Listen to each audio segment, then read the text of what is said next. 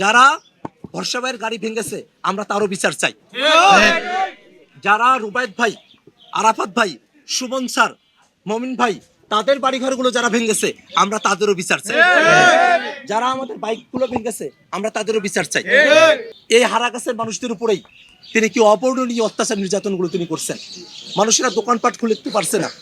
গতকাল সন্ধ্যাবেলা তারা মাইকিং করেছে, হুমকি দিয়েছে কোনো দোকানপাট খোলা যাবে না, কোনো ব্যবসা প্রতিষ্ঠান খোলা যাবে না।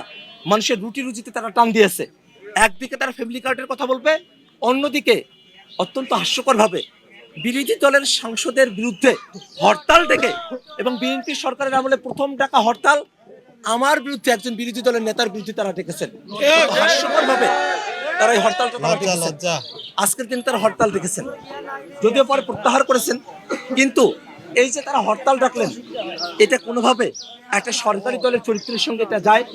আওয়ামী লীগের সময় এটা হতো, আওয়ামী লীগ অবরোধ করতো, আওয়ামী লীগের লোকেরা তারা তাদের মধ্যকার গ্যাঞ্জামের কারণে তারা হরতালের মতো করে তারা অবরোধ ডাকতো, গাড়ি ঘোড়া বন্ধ করে দিত। আর এখানে সরকারি দলের প্রার্থী, পরাজিত প্রার্থী, তিনি বিরোধী দলের একজন সংসদ সদস্যের বিরুদ্ধে তিনি হরতাল থেকে বসে আছেন।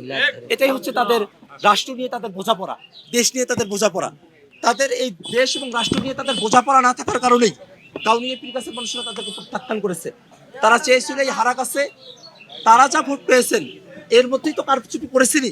তারা টাকা পয়সা দিয়ে ভোট কেনার চেষ্টা করেছেন, মানুষকে শত শত টাকা তারা দিয়েছেন, হাজার হাজার টাকা তারা দিয়েছেন।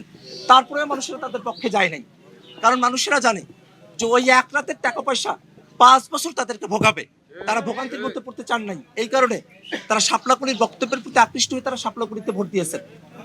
এই হারাগাছে তাদের পরিকল্পনা ছিল আরো অন্তত 15 থেকে 20,000 ভোট জাল ভোট মেরে সেগুলোকে ধানের শীষের পক্ষে দেখিয়ে তারা কাউনিয়া পীরগাছায় তাদের যে ভোটের ব্যবধান সেটাকে তারা শূন্যে নামিয়ে নিয়ে এসে তারা বিজয় অর্জন করবেন, এই ধরনের কুটচাল তাদের মধ্যে ছিল।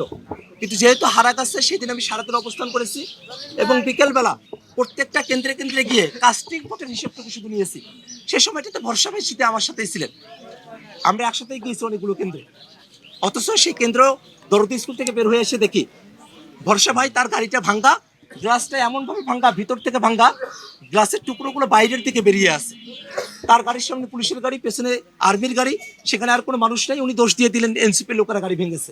আমি বলেছি, আজকেও বলছি, তাদের কাছে নাকি ভিডিও ফুটেজ আছে, ভরসার পিএস এটা বলেছিলেন, সে ভিডিও ফুটেজ উপস্থাপন করুক।